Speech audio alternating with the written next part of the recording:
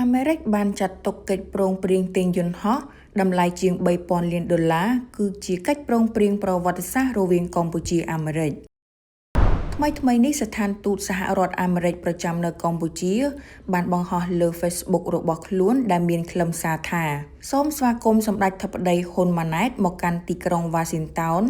សហរដ្ឋអាមេរិកវាយតម្លៃខ្ពស់ចំពោះទំនាក់ទំនងដែលកំពុងរីកចម្រើនជាមួយកម្ពុជា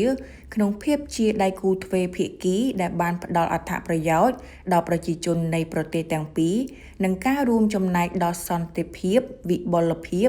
និងស្ថិរភាពកាន់តែទូលំទូលាយនៅក្នុងតំបន់អាស៊ីអាគ្នេយ៍សំណេររបស់ស្ថានទូតអាមេរិកបានបន្តទៀតថា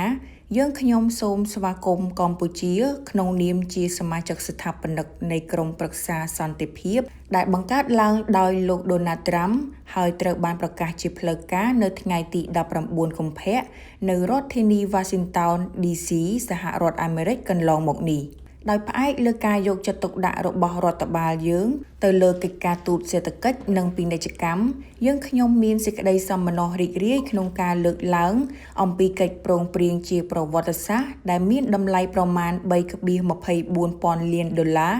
រវាងក្រុមហ៊ុន Boeing និងក្រុមហ៊ុនអាកាសចរ Air Cambodia សម្រាប់ការទិញយន្តហោះប្រភេទ